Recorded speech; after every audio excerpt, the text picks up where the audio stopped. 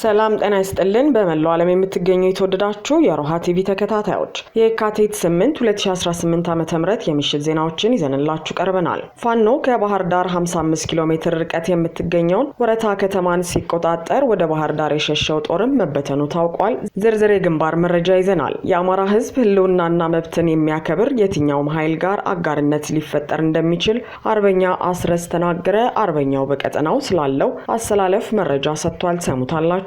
የአማራ ፋኖ ብሔራዊ ንቅናቄ የብልጽግና ጦር አማራ ክልልን ለቆ እንዲወጣ የአፍሪካ ህብረት ጫና እንዲያደርግ ጠይቋል። ድርጅቱ ለህብረቱ ያቀረባቸውን ጥያቄዎችን ዝርዝር መረጃ ይዘናል። የብልጽግናው አገዛዝ ለቀጠናዊ የሽብር ተግባር በቤንሻንጉል እንዲገነባ ማድረጉን ያጋለጡ የሮይተርስ ጋዜጠኞችን አግዷል። ውድ አድማጭ ተመልካቾቻችን አብራችሁን ልትቆዩ ከፈቀዳችሁ እነዚህ መረጃዎች በዝርዝር የምናሰማችሁ ይሆናል። የሮሃ ቲቪ ወቅታዊና ሀቀኛ መረጃዎች እንዲደርሷችሁ ቻናሉን ሰብስክራይብ፣ ላይክ እና ሼር በማድረግ አሁኑኑ ቤተሰብ ይሁኑ።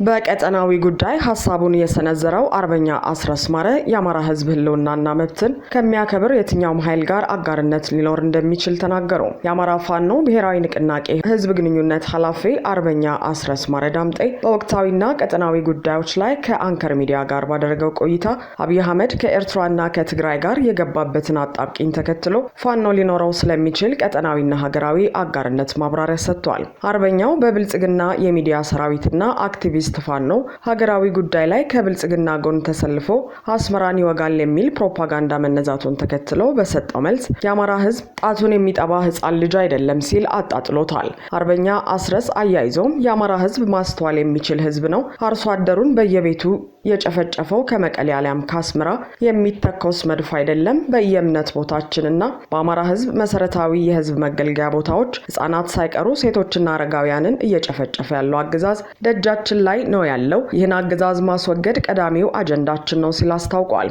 አያይዞም ህልውናችንን ማስከበር አለብን ያለው አርበኛው እያንዳንዱ እንቅስቃሴያችን የሚቃኘው ከአማራ ህዝብ ዘላቂና ሁለንተናዊ መብቶች መሰረት መሆኑን በማንሳት የአማራ ፋኖን ማሸነፍ ስላልቻለና ሽንፈቱን መቀበል ስለከበደው አብይ አህመድ ጦርነቱን ቀጠናዊ ለማድረግና ህዝብን ለማነሳሳት እየሞከረ መሆኑን ጠቁመዋል። ሀገር የሚቻለው የሚገባውም የአማራ ህዝብ ጣቱን የሚጠባ ህፃን ልጅ አይደለም። ማየት ይችላል፣ ማስተዋል ይችላል። እያንዳንዱን አርሶ አደር መኖሪያ ቤቱ ላይ እያለ የጨፈጨፈው ከመቀሌ የሚተኮስ መድፍ አይደለም፣ ከአስመራ የሚወነጨፍ ድሮን አይደለም። ይልቁንም በየጓሯችን፣ በየቤታችን፣ በየቀያችን፣ በአምልኮ ቦታ፣ በእርሻ ቦታ፣ በመንገድ ላይ፣ በገበያ ቦታ፣ በሌሎች ማህበራዊ ኢኮኖሚያዊ እንቅስቃሴዎች ላይ እያለ ህፃናትን፣ ወጣቶችን፣ ሴቶችን፣ አረጋውያንን ሳይለይ እየጨፈጨፈ ያለው አገዛዝ እዚሁ ደጃችን ላይ ነው ያለው። ይሄንን አገዛዝ በማስወገድ ህልውናችንን ማስከበር ከምንም በላይ ቀዳሚው አጀንዳችን ነው። እያንዳንዱ እንቅስቃሴያችን የሚቃኘው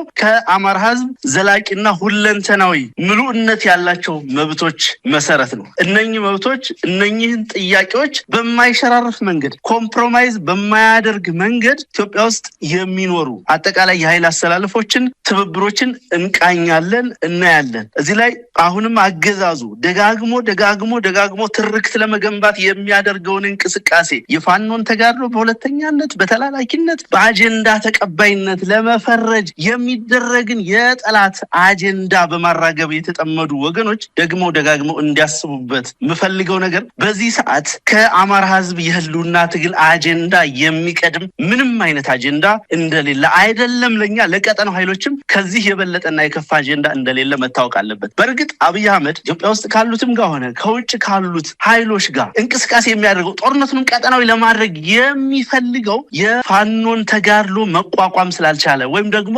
የአማራን ህዝብ የህልውና አደጋ በከፋ ሁኔታ ለማስቀጠልና የአማራን ህዝብ በባርነት ለመያዝ ያደረገውን ወታደራዊ ስምሪት በጠንካራ ምከታ ስለቆመ በጠንካራ ብሔራዊ ንቃት እና አስተውሎት ስለተመከተ ይሄንን አጀንዳ በሌሎች አጀንዳዎች በማለባበስ በሌሎች አጀንዳዎች ስር እንዲዋጥ በማድረግ ህዝቡ ለብሔራዊ አጀንዳዎች ያለውን ስስ ስሜትና ፍላጎት እና ኢትዮጵያ ውስጥ ባለ የሀገረ መንግስት ግንባታ ታሪክ የነበረውን የጎላ ድርሻ መሰረት በማድረግ ያለውን ሴንቲሜንት ተጠቅሞ ከአጀንዳው ለማናጠብ እና ወደሚፈልገው መንገድ ለመምራት የሚያደርገው እንቅስቃሴ እንጂ አሁንም ቢሆን ዛሬም ድረስ የአብይ አህመድ ዋነኛ አጀንዳው የአማራን ህዝብ ማንበርከክ፣ የአማራን ህዝብ በባርነት ውስጥ ማቆየት መሆኑ መታወቅ አለበት።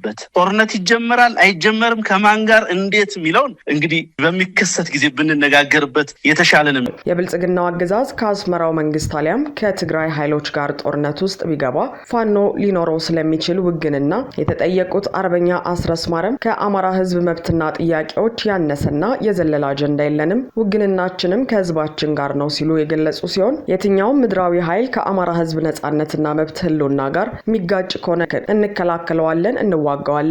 ከህልውና ጥያቄያችን በተቃራኒ ከማይሰለፉ ኃይሎች ጋር ደግሞ የምንዋጋ ቅጥረኞችም አይደለንም በማለት በአማራ ህዝብ ህልውና ላይ የማያወላውል አቋም እንዳለ አስታውቋል። ነገር ግን መሳይ እኛ ከአማራ ህዝብ መብትና ጥያቄዎች የዘለለ ያለፈም ያነሰም አጀንዳ የለንም። ውግንናችንም ከህዝባችን ጋር ነው፣ ከማንም ጋር ሳይሆን ከአማራ ህዝብ ጥያቄዎችና መብቶች ጋር ነው። የትኛውም ምድራዊ ኃይል ከአማራ ህዝብ ነጻነት መብት ህልውና ጋር በቀጥታ የሚጋጭ ከሆነ ወይም ከጥያቄዎቻችን በተቃራኒ የሚሰለፍ ከሆነ እንከላከለዋለን፣ እንዋጋዋለን። ከዚህ መብታችን፣ ከዚህ ጥያቄያችን፣ ከነጻነት ጥያቄያችን፣ ከህልውና ጥያቄያችን በተቃራኒ የማይሰለፉ ኃይሎች ጋር የምንዋጋ ደግሞ መርሰነሪዎች፣ ቅጥረኛ ነፍሰ ገዳዮችም አይደለንም። ጦርነት ናፍቆንም አይደለም። ህልመኛ ወጣቶችን በየቀኑ እየገበርን ያለ ነው። በየቀኑ ከፍተኛ መስዋዕትነት እየከፈልን ያለ ነው። ሰላምን ፍለጋ ነው። ለህዝባችን ማህበራዊ ረፍትን ፍለጋ ነው። ስለዚህ በእነኚህ መመዘኛዎች መሰረት እያንዳንዱ እንቅስቃሴያችን ይሰላል ማለት ነው። የአማራ ፋኖ ብሔራዊ ንቅናቄ የብልጽግና ጦር አማራ ክልልን ለቆ እንዲወጣ የአፍሪካ ህብረት ጫና እንዲያደርግ ጠየቀ። የአማራ ፋኖ ብሔራዊ ንቅናቄ ለህብረቱ በጻፈው ደብዳቤ በኢትዮጵያ ያለው ከባድና እየባሰ የሚሄድ ሁኔታ በተለይም በአማራ ህዝብ ላይ የሚካሄደውን ጦርነት ዋነኛ ትኩረቱ ያደረገ ሲሆን ችግሩ የቀጠናው ስጋት በመሆኑ ጉዳዩ ትኩረት እንዲሰጠው ተጠይቋል።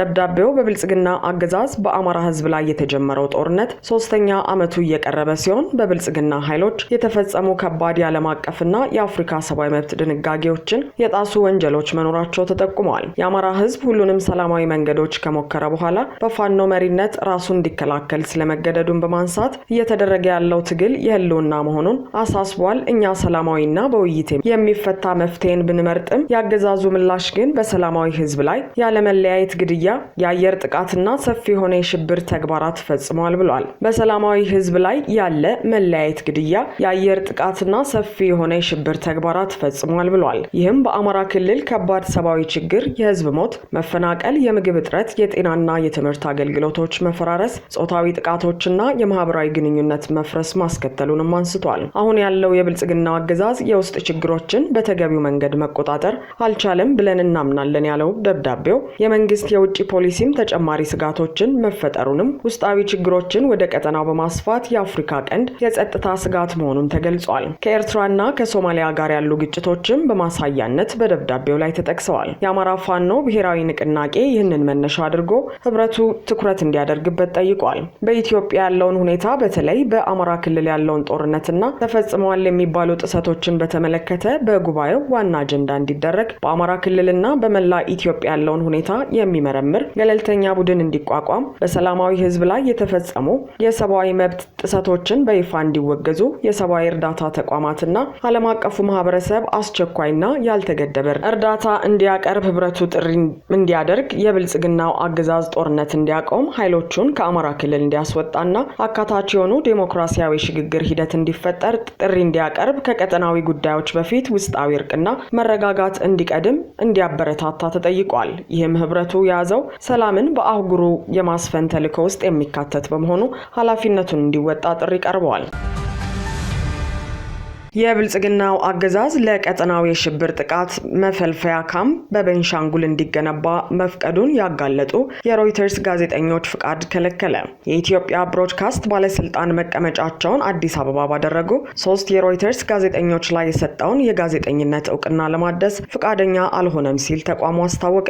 ባለስልጣኑ ከእውቅና እገዳው በተጨማሪ የካቲት 7 እና 8 2018 ዓ.ም በአዲስ አበባ እየተካሄደ ያለውን 39ኛውን የአፍሪካ ህብረት የመሪዎች ጉባኤ ለመዘገብ ለተቋሙ ተሰጥቶ የነበረውን ልዩ የፍቃድ ወረቀት መሰረዙም ተገልጿል። ውሳኔው የተላለፈው የዜና ወኪሉ ከጥቂት ቀናት በፊት የብልጽግናው አገዛዝ ለቀጠናው የሽብር ተግባር በቤንሻንጉል ክልል ማሰልጠኛ ካምፕ መገንባቱን የሚያጋልጥ የምርመራ ዘገባ ከማውጣቱ ጋር ተያይዞ እንደሆነ ተጠቁሟል። ሮይተርስ በዘገባው ኢትዮጵያ በጎረቤት ሱዳን ከሚገኘው የፈጣን ድጋፍ ሰጪ ኃይል ጋር ግንኙነት ላላቸው ታጣቂዎች ሚስጥራዊ ልምምድ ጣቢያ አዘጋጅታለች የሚል ክስ አቅርቦ ነበር። ብልጽግና አገዛዝ በሱዳን የእርስ በርስ ጦርነት ውስጥ ምንም አይነት ተሳትፎ እንደሌለውና ስለተባለውም ጣቢያ የሚያውቀው ነገር እንደሌለ በውጭ ጉዳይ ሚኒስትሩ በኩል ማስተባበያ የሰጠ ሲሆን በኋላም የአብይ አህመድ ሎሌ ጌታቸው ረዳ ብሔራዊ ጥቅማችንን ለማስጠበቅ ነው ሲሉም እርስ በርስ የሚጋጭ መልእክት አስተላልፈው ነበር። ከዚህ ውዝግብ በኋላ የዜና ወኪሉ ላይ የተለያየ ጫና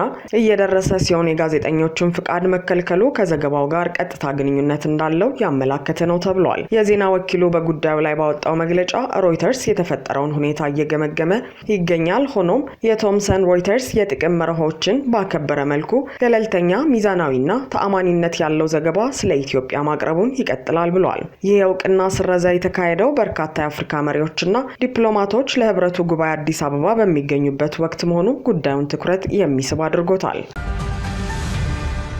ከባህር ዳር 55 ኪሎ ሜትር ርቀት የምትገኘው ወረታ ከተማን ሲቆጣጠር ወደ ባህር ዳር የሸሸው ጦር መበተኑ ተሰማ። በጎንደር ቀጠና በቀጠለው ውጊያ ከርዕሰ መዲናዋ ባህር ዳር በ55 ኪሎ ሜትር ርቀት ላይ የምትገኘው ወረታ ከተማ በፋኖ ቁጥጥር ስር ውላለች። የፎገራዋ ፈርጥ ወረታ ከተማ ዛሬ የካቲት 8 2018 ዓ.ም ንጋት ጀምሮ በተደረገ ውጊያ በፋኖ ቁጥጥር ስር መግባቷ የታወቀ ሲሆን አገዛዙ 4 ሰው አልባ አውሮፕላንን ጨምሮ በርካታ ሜካናይዝድ መሳሪያዎችን እና በሺዎች የሚቆጠሩ ወታደሮችን አሰልፎ ያደረገው ውጊያ መቀልበስ መቻሉም ተገልጿል። በእግረኛ ሰራዊቱ ተስፋ የቆረጠው አገዛዙ በአሁኑ ሰዓት በከተማዋ ተከታታይነት ያለው የድሮን ቅኝት እያደረገ መሆኑንም መረብ ሚዲያ ዘግቧል። በተያያዘ ዜና በጎንደር አከርካሪው የተመታው የብልጽግና ኃይል ሙሉ ወታደራዊ ስምሪቱ መዛባቱ የተገለጸ ሲሆን በበርካታ ወረዳዎች ላይ የሰፈረ የጠላት ሰራዊት ሙትና ምርኮኛ ገሚሱም ተበትኖ ከስምሪት ውጭ ሆኗል ሲል አርበኛ አስረስ ማረ ገልጿል።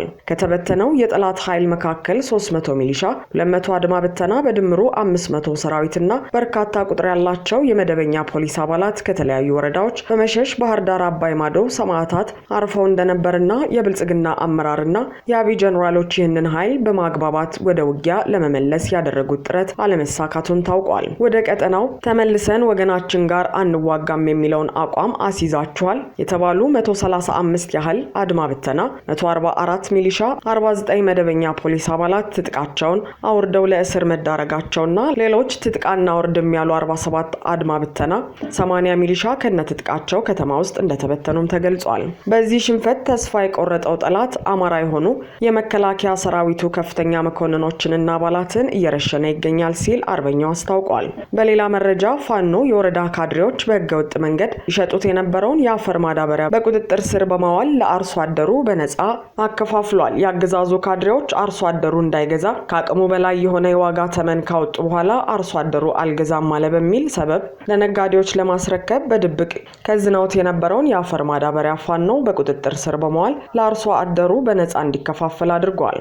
ከቀናት በፊት በእንዳቤት ወረዳ ወለሽ ከተማን በቁጥጥር ስር ያደረገው በአፋብን በላይ እዝ ሜጀር ጀነራል ውባንታ ባተኮር ጉና ክፍለ ጦር ስር የአንዳቤት ብርጌድ ፋኖ የወረዳው ካድሬዎች ከነጋዴዎች ጋር የጥቅም ትስስር በመፍጠር በድብቅ ሊሸጡት ከዝነው ያስቀመጡትን የአፈር ማዳበሪያ በመውረስ ለአርሶ አደሩ በነጻ ማከፋፈሉን የክፍለ ጦሩ ህዝብ ግንኙነት ክፍል አስታውቋል። ካድሬዎቹ የአፈር ማዳበሪያውን ተመጣጣኝ በሆነ ዋጋ ለማህበረሰቡ ከማከፋፈል ይልቅ በድብቅ እያወጡ ለነጋዴዎች ሲያስረክቡና ለዘመድ አዝማዶቻቸው ሲያከፋፍሉ እንደነበር ነው የተጠቆመው። ካድሬዎቹ ያለፈው ዓመት በህዝብ ሀብት የተገዛን የአፈር ማዳበሪያ ከነጋዴዎች ጋር የጥቅም ሰንሰለት በመፍጠርና ለነሱ በማስረከብ አርሶ አደሩ እጅግ ውድ በሆነ ዋጋ ከባለ ሀብቶች እንዲገዛ ያስደረጉ ሲሆን በዚህ ምክንያት ለመግዛት አቅማቸው ያልቻለ አርሶ አደሮች መሬታቸው ሳይታረስ ቀርቶ ለከባድ ችግር ተጋልጠዋል። እነዚህ የብልጽግና ካድሬዎች በህዝብ ሀብት የተገዛን የአፈር ማዳበሪያ ዘንድሮም ልክ እንዳለፈው ዓመት ለማድረግ በድብቅ ከዝነው ባስቀመጡበት ነው በአንድ አቤት ብርጌድ ፋኖ ተወርሶ ለማህበረሰቡ በነፃ እንዲከፋፈል የተደረገው። አድማጭ ተመልካቾቻችን የሰዓቱ የሮሃ ቲቪ ዜናዎች የተከታተላችኋቸውን ይመስሉ ነበር። አብራችሁን ስለነበራችሁ ከልብ እናመሰግናለን። ሰላም።